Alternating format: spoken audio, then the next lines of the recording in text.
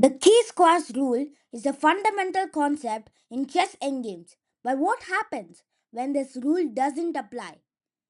Chess is a game of nuances, and the key squares rule is no exception. Every chess player must be knowing these exceptions.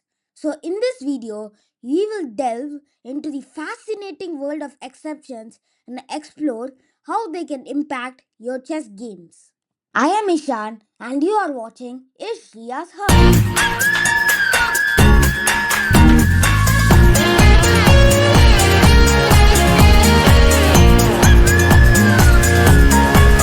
Let us first look at this example.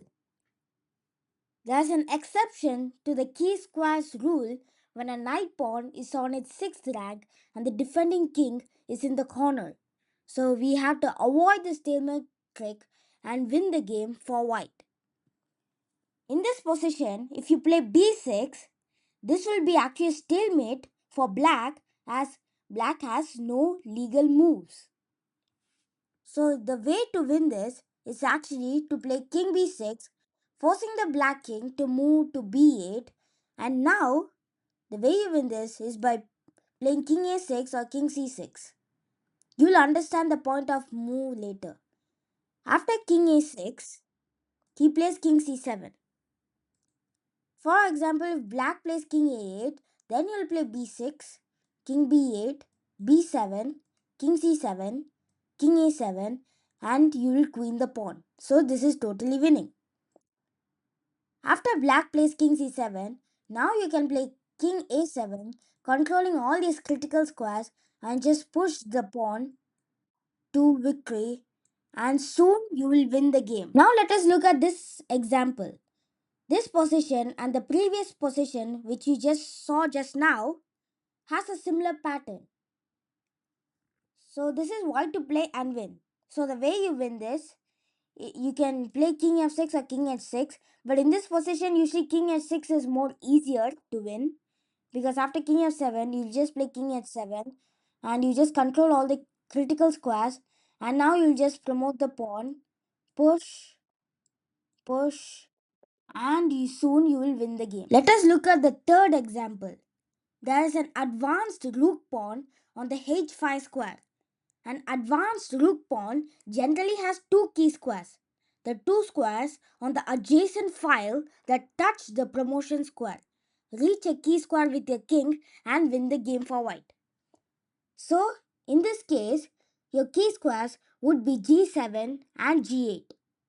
So, the way you win this for white is basically just reach on the key squares. Just go to the key square. You can play king g7 here and just bam, bam, and bam, and soon you'll win the game. Let us look at this example. The previous position which we just saw and this position has kind of a similar pattern. But the only difference is that in the previous position, it was white who had the extra pawn, and in this position, it is black who has the extra pawn. The same rule applies here. An advanced rook pawn generally has two key squares. The two squares on the adjacent file that touch the promotion square. So in this case, it would be b2 and b1.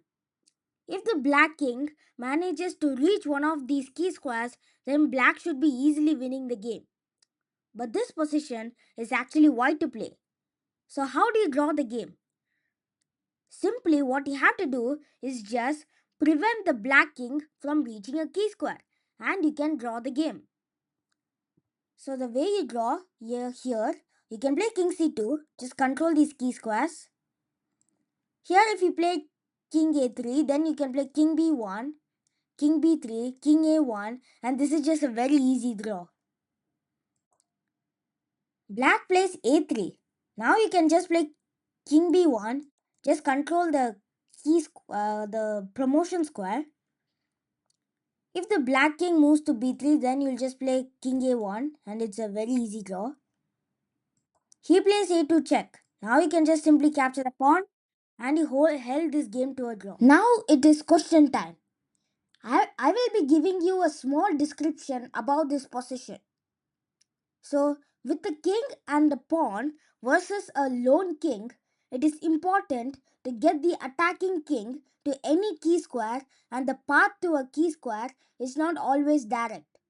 So reach a key square and you win the game. So in this position, your b5 square, c5 square and d5 squares would be your key squares. So try to figure out the answer and comment the answer below. Mastering the exceptions to the key squares rule will take your chess skills to the next level.